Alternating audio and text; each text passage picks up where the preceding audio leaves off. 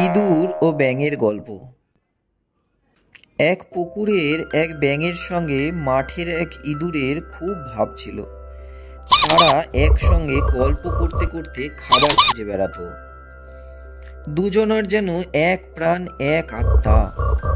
দুই বন্ধুর মধ্যে ইঁদুর ছিল সহজ সরল প্রকৃতির, আর ব্যাঙ ছিল একটু অন্য রকমের। সে মাঝে মাঝে ইঁদুরকে জব্দ করে বেশ মজা করত। একদিন দুই বন্ধুতে একটি মাঠে খাবার খুঁজে বেড়াচ্ছিল। মাঝে মাঝে তারা খাবার খুঁজতে খুঁজতে দুজন দুদিকে চলে যাচ্ছিল। ব্যাঙ বলল, বন্ধু, আমরা মাঝে মাঝেই দুজন দুদিকে সরে যাচ্ছি, সেই জন্য আমাদের গল্প ঠিক জমছে না। আমরা বরং এক কাজ করি, আমার একটা পায়ের সঙ্গে তোমার একটা পা বেঁধে দিই, তাহলে আমরা আর ছাড়াছাড়ি হব না। বিপদ এলেই একসাথে পালাতে পারবো। ইঁদুর অত সব ভাবল না, সে ব্যাঙের কথায় রাজি হয়ে গেল।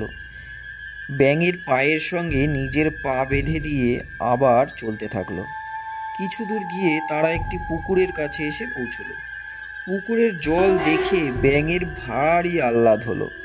সে আনন্দে গ্যাঙর গ্যাঙর করে ডেকে উঠল, ইঁদুর ভাই, চলো একটু সাঁতার কেটে নি।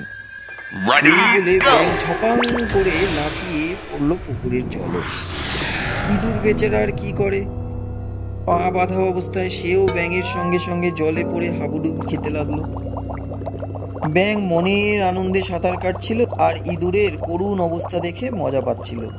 এদিকে ইঁদুর জল খেয়ে খেয়ে দম আটকে মারা গেল। ব্যাঙ তা লক্ষ্য করল না। ইঁদুরের মরা দেহটা কিছুক্ষণ জলে ডুবে থেকে আবার ভেসে উঠল। তারপর ব্যাঙের পাশে পাশে ঘুরতে লাগলো। সেই সময় আকাশে একটি চিল উঠছিল। সে মরা ইঁদুরকে জলে ভাসতে দেখে ছো মেরে সেটাকে তুলে নিয়ে গেল। ইঁদুরের সঙ্গে ব্যাঙও পা বাঁধা অবস্থায় শূন্যে ঝুলতে লাগলো। চিলটি একটি গাছে বসে মনের সুখে প্রথমে ইঁদুরটিকে খেলো, পরে জ্যান্ত ব্যাঙটিকে ছিঁড়ে ছিঁড়ে খেলো, তারপর আবার উড়ে চলে গেল। নীতি কথা, ন্যায় বিচারে সব অপরাধেরই শাস্তি হয়। অপরাধ করলে তার শাস্তি পেতেই হবে। বৃদ্ধ সিংহ ও শিয়াল। এক গুহায় এক বৃদ্ধ সিংহ বাস করত। হঠাৎ তার শরীর অসুস্থ হয়ে পড়ল। জঙ্গল থেকে বেরোনো বন্ধ করে দিল সে গুহার ভেতরেই দিন কাটাতে লাগলো।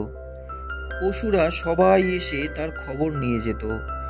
সবাই মাঝে মাঝে আসলেও শেয়াল কিন্তু একবারও সিংহের খোঁজ নিতে এলো না। বৃদ্ধ সিংহ তাই সকলের কাছে শেয়ালের কথা জিজ্ঞেস করতে লাগলো। নেকড়ে আর শিয়ালের চিরদিনই বিবাদ ছিল, তাই সুযোগ বুঝে নেকড়ে একদিন সিংহের কাছে শেয়ালের নামে নিন্দে মন্দে করতে লাগলো। মহারাজ, সে বেটা আপনার কাছে আসবে কি করে? তার আজকাল খুব অহংকার হয়েছে, সে আর আপনাকে পশুরাজ বলে মনেই করে না। এভাবে রোজ শেয়ালের বিরুদ্ধে মন গড়া কথা বলে নেকড়ে সিংহকে খেপিয়ে দিতে লাগলো। শেয়াল আড়াল থেকে সব কিছু লক্ষ্য করত। একদিন সে লুকিয়ে গুহার বাইরে কান পেতে নেকড়ের সব কথা শুনল। তারপর নেকড়েকে জব্দ করার জন্য ফন্দি আঁটতে লাগলো। হঠাৎ তার মাথায় এক দারুণ মতলব খেলে গেল। একদিন নেকড়ের কথার মাঝে শেয়াল সেখানে গিয়ে দাঁড়ালো। শেয়ালকে দেখে সিংহ তো রাগে গড়গড় করতে লাগলো। শেয়াল ভয় না পেয়ে সিংহের কাছে গিয়ে বলল, অপরাধ নেবেন না মহারাজ, এতদিন আপনার খবর নিতে আসতে পারিনি, কারণ রোজ একবার করে খবর নিতে গেলেই কর্তব্য শেষ হয় না। আমি এতদিন আপনার জন্য ভালো চিকিৎসার খোঁজ করছিলাম। শেয়ালের কথায় সিংহের রাগ গলে গিয়ে জল হয়ে গেল। সে বুঝতে পারল নেকড়ে এতদিন শেয়ালের সম্বন্ধে মিথ্যে কথা বলেছে।